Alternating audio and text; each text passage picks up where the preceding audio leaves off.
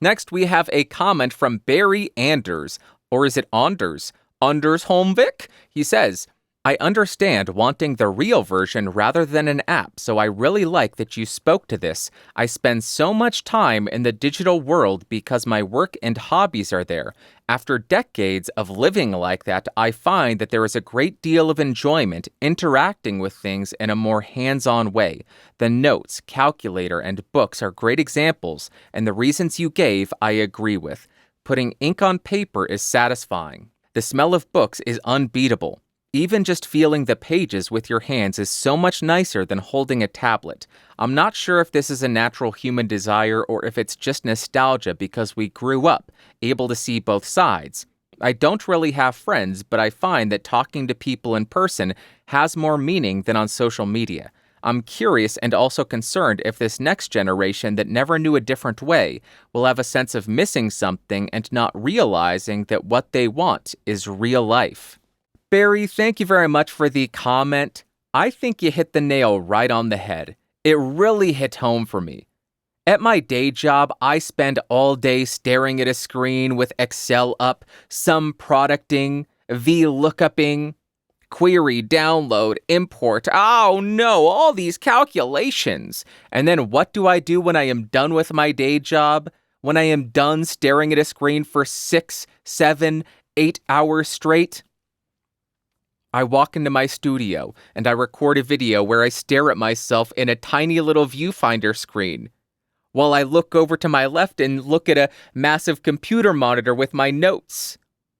And then I import the video files to my computer and spend another 3-4 hours editing that video. So all in all, throughout a single day, I'm easily spending 12, 14 hours staring at a screen. And when you think about it that way, it makes perfect sense why these low-tech alternatives have such an appeal to somebody like me. Shutting off that screen, shutting off that connectivity is freeing because when I'm at work, I'm available the entire time. When I am recording and I have my computer up, I am reachable, I am available the entire time. Notifications will pop up. Ringy dingy dingy, you got a text. Ringy dingy dingy, you're getting a call. Removing that connectivity, removing that reachability is freeing. It is such an amazing feeling. Taking off your smartwatch, putting your phone in airplane mode or leaving it in the other room, and not being reachable for an hour while you read a book and flip through it, while you write in your diary, write in your journal, while you record in a little voice memo recorder. It's freeing. I think you hit the nail right on the head. As far as being concerned about the next generation, I don't think we have anything to be concerned with. The thing that I am concerned with is every single generation being perpetually online, publishing all their personal information, sharing too much online, thinking too much about social media, and allowing social media and the algorithms and the likes and the comments to dictate your happiness. That's what's concerning to me because I've been down that road. It causes a severe sense of dread. It is a terrifying road to go down. And a lot of people are down that road miles ahead of where I was. And it is a scary thought. That is my concern. It's not the next generation. It's every generation that has adopted the social media platforms, that have adopted being perpetually online. And the final sentence in your comment, I think, hits on something incredibly important and might summarize a lot of the issues in this world very concisely. You say, people will have a sense of missing something, but will not realize that what they want, or I am assuming what they are missing, is real life. I'll let that sink in for a while. What they're missing is real life. That's incredibly insightful. I don't think we need to put any limits or filters on who this impacts, though. I don't think we just need to focus on the next generation. Like I said, this is a societal-wide problem. My generation, generations before me, generations after me. There are people in each generation who put far too much importance, far too much weight on online social media, their online existence, their online persona.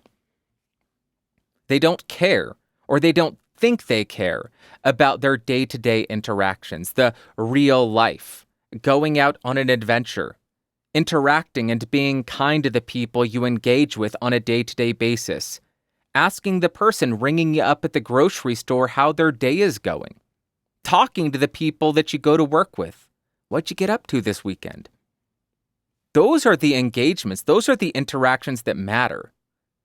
And a lot of people, myself included for a while, lose sight of that. You know what doesn't matter? How many likes you get on a post on Instagram, that carefully curated photograph that you posted to make people think that your life is so exciting and so important, and you are living the greatest life ever and they should be jealous of you? That carefully curated photo list, the likes on it don't matter.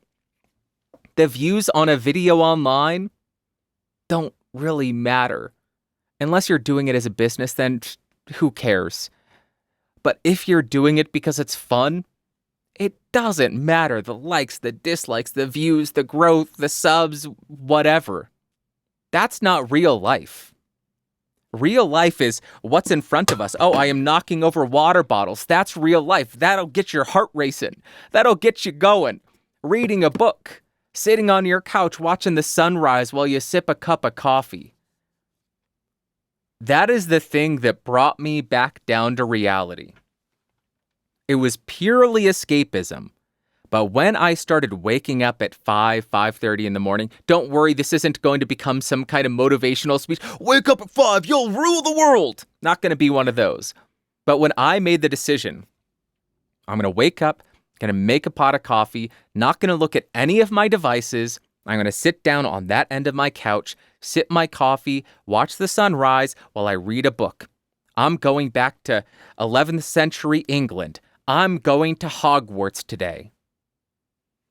Brought me right back down to reality. And I understand how silly that sounds. I'm coming back down to reality and living in real life while I escape into a fiction book. But there's tactility to it, and that makes it feel real, because I guess it is. It's a physical item, so it feels real, as opposed to a bunch of ones and zeros on the screen. But I also try to have meaningful interactions with people. When I go to a restaurant, I will engage with the people who are ringing me up. They recognize me now. Do you know what doesn't matter to them? My subscriber count. What doesn't matter to them? How many likes I got on a post, how my views are doing, how much revenue I am making or not making via YouTube, what my Twitter followers are doing.